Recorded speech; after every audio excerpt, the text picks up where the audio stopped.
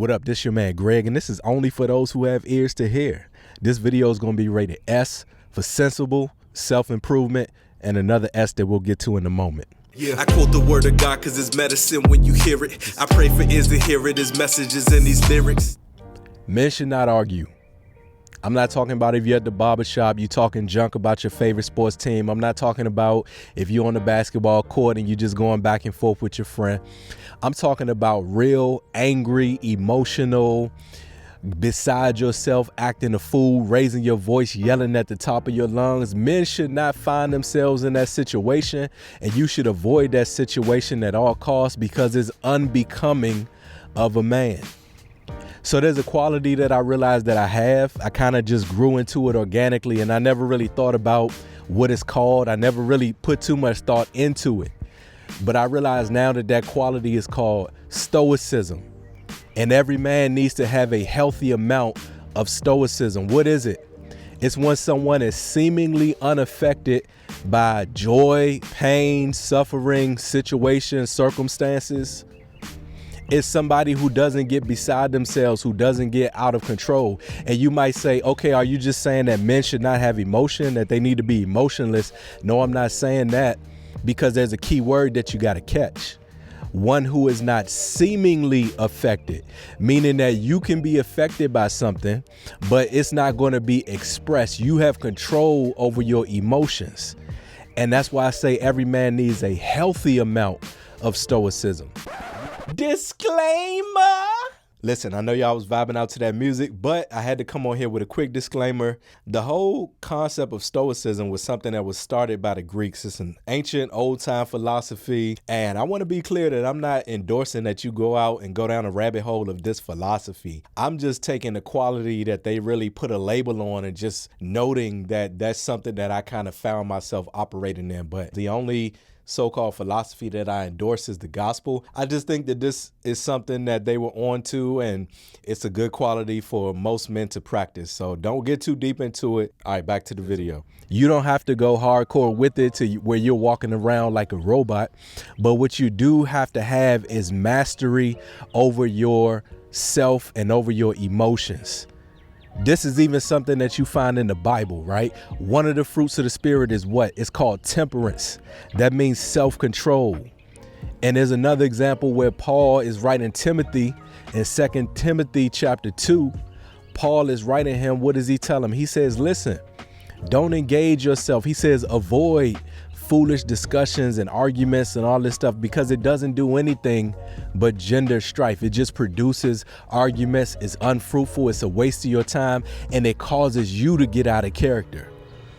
You see, when somebody sees that a man is able to maintain his frame, that he's not easily rattled, that he's not flying off the hinges, that person becomes respectable, and it makes others curious. What's going on with him?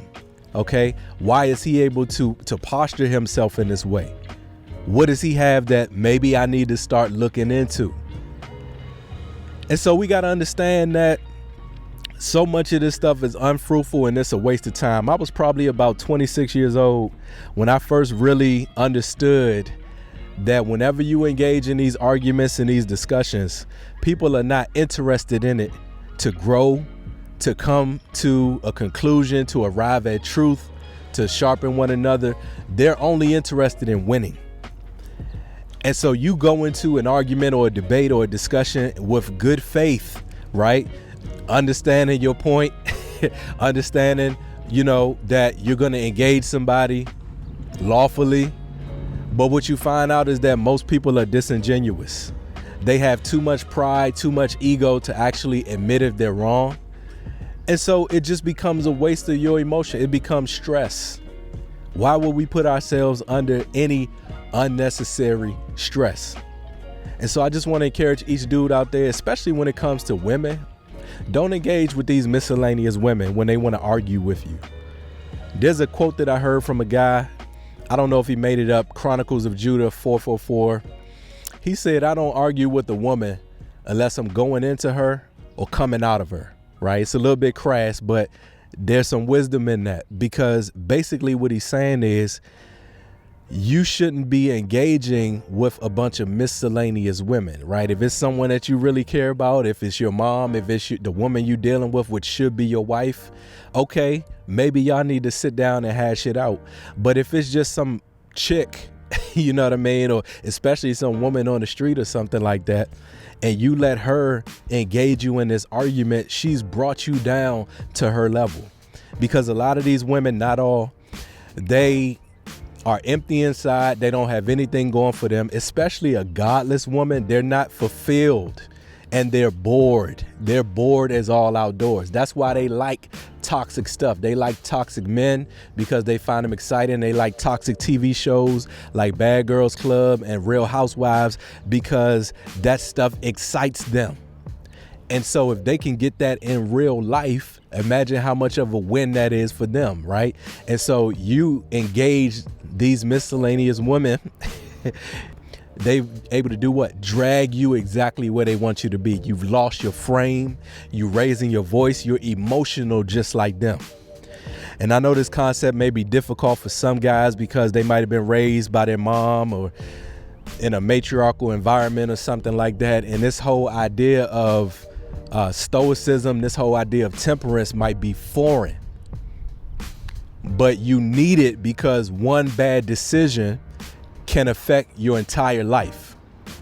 It's tons of dudes that are in jail right now because they didn't have any type of stoicism. They had no self-control. They got into arguments. They were emotional. They were irrational.